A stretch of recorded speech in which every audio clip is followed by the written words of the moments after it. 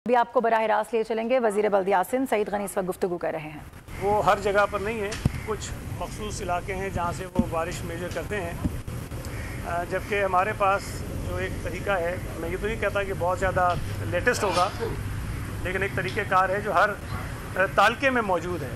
जो हमारे मुख्तियारकार के दफातर हैं, असिस्टेंट कमिश्नर्स हैं, उनके पास वो मौजूद होता है और वो उसको मेजर करते हैं और फिर उसको वो रिकॉर्ड करके आगे शेयर करते हैं प्रोविंशियल गवर्नमेंट से भी। तो सक्खर के 5 तालके हैं, उनमें मुख्तलिफ जो मेजरमेंट है वो आई है।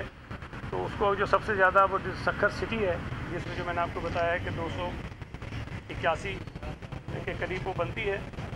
और इस वक्त भी जो सक्खर के कुछ इलाके हैं जहाँ पर इस वक्त काम हो रहा है, जहाँ पर पानी है, कुछ जो लोइंग एरियाज़ हैं, उसमें जहाँ पर अभी वाटरिंग का काम चल रहा है, उसमें स्टेशन ग्राउंड है, कुरैशी रोड है, लाल मशाक है, बिहार कॉलोनी है, गुलशन इकबाल है और आयरन मार्केट और शर चौक के जो कुछ बिहाइंड इलाके हैं वहाँ पर। और सालेपट में जो मेन रोड है सालेपट का, कुछ पेचेज़ हैं जहाँ पर पानी है और दे तराई है, वहाँ पर पानी है।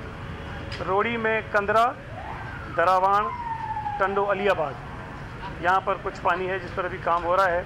और पन्नू आकल में हमारी यूसी है, रू पहाड़, और कुछ उसके भी आइसोलेटेड इलाके हैं जहाँ पर काम हो रहा है। बाकी जो सक्खर है, अल्लाह का शुक्र है कि वो बिल्कुल क्लियर है, मोटरेबल है। और वो कुछ वीडियोस भी हमारे पास हैं जिसमें सुबह की हैं 7 बजे की, जिसमें तमाम इलाके जो हैं वो क्लियर कर लिए गए हैं। जो दादू में है सूरत हाल जी, वहाँ पे सुबह 11 बजे तक का जो मैं आपको बता रहा हूँ, आज सुबह 11 बजे तक वहाँ दादू में 95 मिलीमीटर बारिश हुई है, दादू तालके में। जोही में 141 है, केन शाह में, खैरपुर नाथन शाह में 301 मिलीमीटर है और मेहड़ में 300 मिलीमीटर बारिश जो है तो हुई। और अभी बारिश हो रही है, वहाँ पे अभी बारिश रुकी नहीं है। और कुछ इलाकों में कुछ सैलाबी सूरत हाल है, जिसमें नई गज है, MNB ड्रेन है और इंडस रिवर है, वहाँ पर थोड़ा सा है इशू, लेकिन वो इतना नहीं है कि किसी को ख़तरा हो। जो इंफ्रास्ट्रक्चर है उसमें जो कुछ काम किए गए हैं, जो गाज डिवीज़न है उसमें सूरत हाल ठीक है, कुछ सीपेज थी और बट कोई इतनी ज़्यादा ख़तरनाक सूरत हाल नहीं है, लेकिन कुछ इशूज़ रिपोर्ट हुए जिसको वो सॉर्ट आउट करने की कोशिश कर रहे हैं। जो हमारे प्रोटेक्शन वॉल्स हैं या बंद हैं, वहाँ पर LS बंद है, FP बंद है और सुपीरियो बंद है, वो अभी ठीक हैं, उनका कोई इशू नहीं है। दादू के जो इलाके हैं उनका मैं आपको बता रहा हूँ। एक जो मैंने आपको बताया कि ब्रीच रिपोर्ट हुई थी दादू कैनाल में, उस पर वो काम कर रहे हैं। जो सड़कें बंद हैं जहाँ पर पानी है, उसमें जोही चीनी रोड है, जोही डिगवाला रोड है और जोही वाही पांदी रोड है।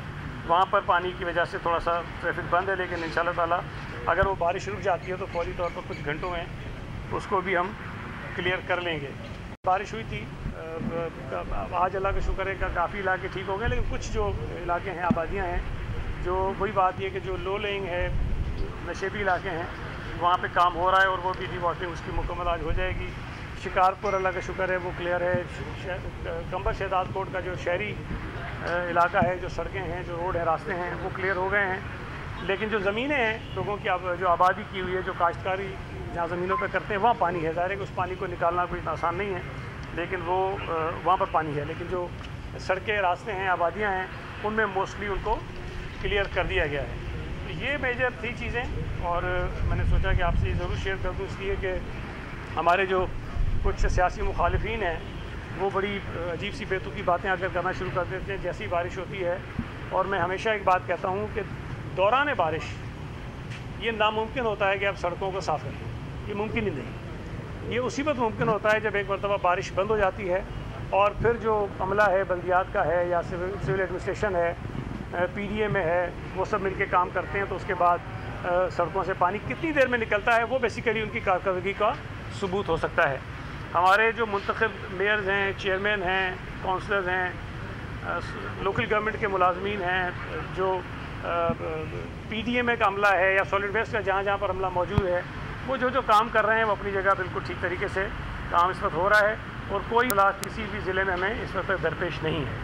अच्छा सईद भाई, ये बता दें कि न सिर्फ बारिश आने से लोग जो है वो परेशानी का शिकार होते हैं, गंदगी वगैरह आपने जिक्र किया, लेकिन बिजली चली जाती है, पीने के पानी का बुरान आता है, उसके अलावा सुई गैस भी आजकल इसी से कनेक्ट हो गई है, तो बहुत सारे मसाइल लोगों उससे दरपेश हो जाते हैं। ऐसे लगता है जैसे सरकारी इदारों का उन शहरों में है ही नहीं। तो इस हवाले से सिंध हुकूमत ने क्या इक़दाम किए?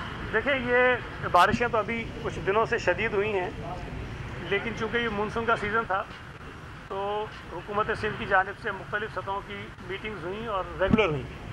चीफ़ मिनिस्टर साहब ने इजलास किए, चीफ सेक्रेटरी साहब ने किए, मैंने बतौर वज़ीर बल्दियात किए, और फिर उसके अलावा कमिश्नर्स अपनी अपनी सतहों पर करते रहे, डिप्टी कमिश्नर्स करते रहे, रेगुलर इजलास होते रहे। और सीएम साहब की मीटिंग में भी, चीफ सेक्रेटरी साहब की मीटिंग में भी, और मैंने जो मीटिंग्स की कराची में भी, हैदराबाद में भी, वहाँ पर सेप्को और हेस्को के जो नुमाइंदे थे वो मौजूद थे, और उन्होंने ये कमिटमेंट दी थी कि जब बारिशें होंगी, अब कोई फॉल्ट हो जाए उसका तो ज़ाहिर है कि कोई अजाला हम नहीं कर सकते फौरी तौर पर, उसको ज़ाहिर है कि ठीक होने में टाइम लगता है, लेकिन जो रूटीन की लोड शेडिंग हो रही थी उन इलाकों में, उस पर उनसे हमने यकीनदानी दी कि बारिशों के दौरान आप इसको फौरी तौर पर ख़त्म कर देंगे, इसलिए कि बहुत सारे इलाके हैं जहाँ से बरसाती पानी आपको पंप्स के ज़रिए निकालना पड़ता है, और अगर पंपिंग स्टेशन हमारे बंद हो जाएँ लोड शेडिंग की वजह से तो वो पानी नहीं निकल सकता और वो इलाके डूब जाते हैं। तो उस पर उन्होंने यकीनदानी कराई थी कि कुछ इलाके इन्होंने पहले से ही लोड शेडिंग फ्री कर दी है, और कुछ ये था कि जैसे ही अगर बारिश होती है, ज़्यादा होती है, तो वो लोड शेडिंग वहाँ ख़त्म कर देंगे, ये मसला जो है वो ना खड़ा हो। लेकिन उसके बावजूद भी कुछ इलाकों से ये शिकायत ज़रूर है कि हेस्को और सेप्को की वजह से कुछ हमारे पंपिंग स्टेशन मुतासिर हुए हैं। हमने जनरेटर्स भी अरेंज किए हुए थे जो बड़े पंपिंग स्टेशन है उस पर, कि खुदा न खास्ता अगर कोई फॉल्ट हो जाता है और बिजली नहीं आती तो हम कम से कम जनरेटर्स के ज़रिए उस पानी को पंप करके आबादियों से निकाल सकें। तो मैंने जैसे आपको बताया कि कोई बड़ी ऐसी शिकायत नहीं है, कहीं कहीं पर ये इशू ज़रूर आएँ, लेकिन हम उसको सॉर्ट आउट करने की कोशिश कर रहे हैं, इंशाल्लाह ताला वो हो जाएंगे। सईद भाई, एक तरफ पंजाब हुकूमत ने अपने आवाम के लिए 14 रुपये फ़ी यूनिट जो है ना वो बिजली की रिलीफ दी है, और दूसरी तरफ के इलेक्ट्रिक ने जो 3 से 5 रुपये जो है ना वो फ्यूल चार्जेस पे जो है ना वो आयद कर दिए हैं। तो ये एक तरफ जो है ना सिंध हुकूमत को ये इक़दाम उठाना चाहिए था और तकलीद करनी चाहिए थी पंजाब हुकूमत की, लेकिन अभी तक नहीं की है। तो क्या सिंध हुकूमत के पास ऐसा कोई प्रोग्राम है? और दूसरा ये क्या फ्यूल चार्जेस मतलब के इलेक्ट्रिक कर क्या रहे?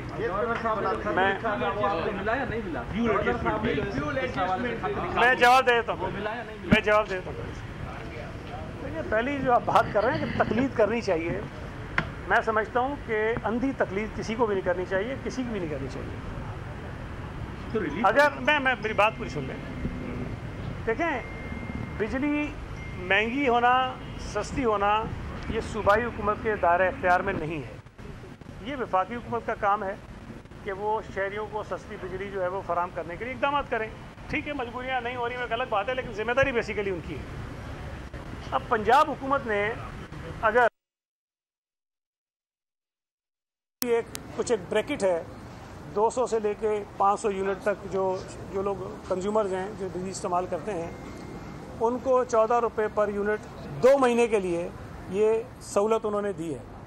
सवाल ये पैदा होता है कि सितंबर के बाद फिर क्या होगा? फिर बिजली की वही कीमत होगी और शहरी वही बिजली जो है उसी कीमत पर बिजली ले रहे होंगे, और हो सकता है अगर बिजली मज़ीद महंगी हो गई तो उनको मज़ीद महंगी खरीदनी पड़ेगी बिजली।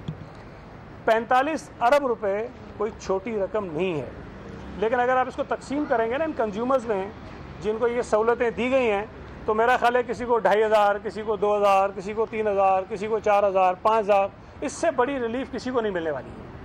अब इतनी रिलीफ देने के लिए, और वो भी सिर्फ 2 महीने के लिए, 45 अरब रुपए, जिससे बेपनाह जो है वो तरक्याती काम हो सकते हैं, जिससे लोगों को शायद इससे ज़्यादा फ़ायदे पहुँचाए जा सकते हैं, लेकिन मुझे नहीं पता वो क्या वजूहात थी जिसकी बिना पर हुकूमत पंजाब ने ये स्टेप उठाया है। वो उन्होंने उठाया, लेकिन उसके बाद 45 अरब तो ये है ना, फिर अरबों रुपए के इश्तिहार चल रहे हैं। ये भी तो ऐड करें उसके अंदर आप, कि पता नहीं टीवी पे धड़ाधड़ इश्तिहार हैं, अखबारात में मैं देख रहा हूँ कि हाफ पेज के जो है वो फ्रंट पे इश्तिहार आ रहे हैं कि जी हमने ये सहूलत दे दी। तो 45 अरब वो भी हैं, और बाकी पता नहीं कितने अरब जो है वो इश्तिहारों पर भी खर्च हो रहे हैं।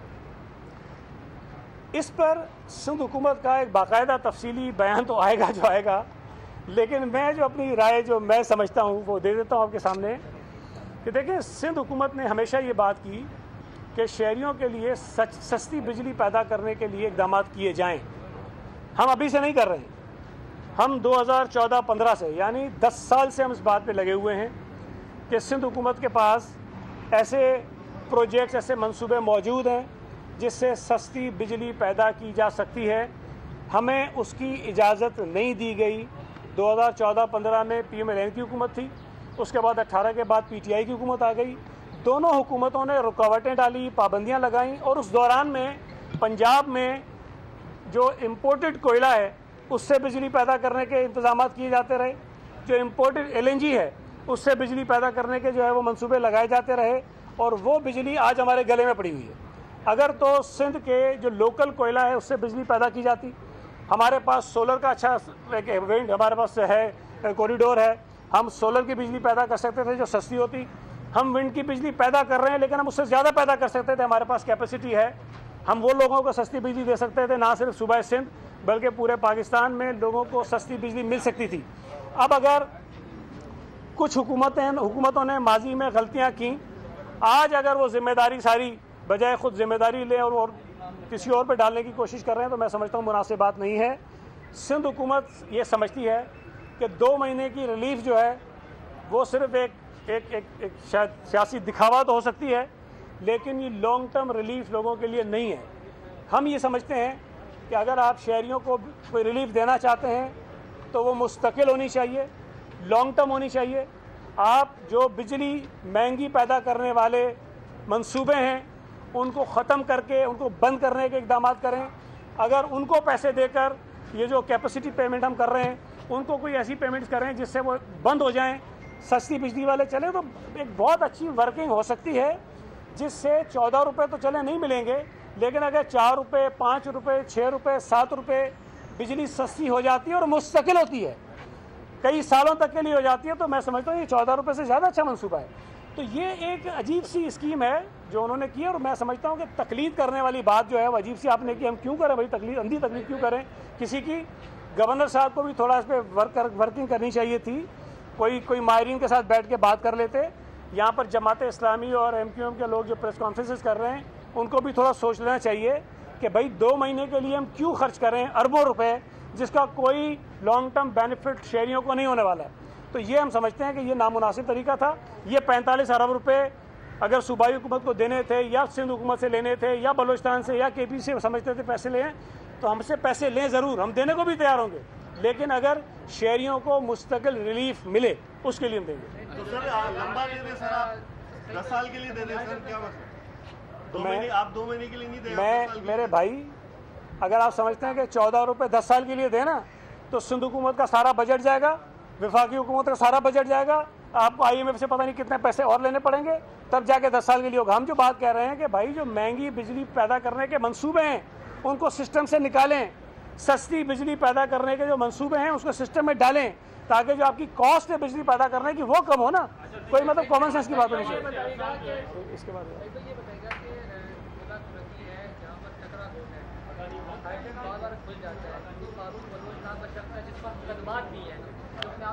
पार्टी का कारकुन बताता है उसने फिर जो है वो हाइडेंट बोल लिया है, तो किस तरह निपटेंगे इस चीज़ से?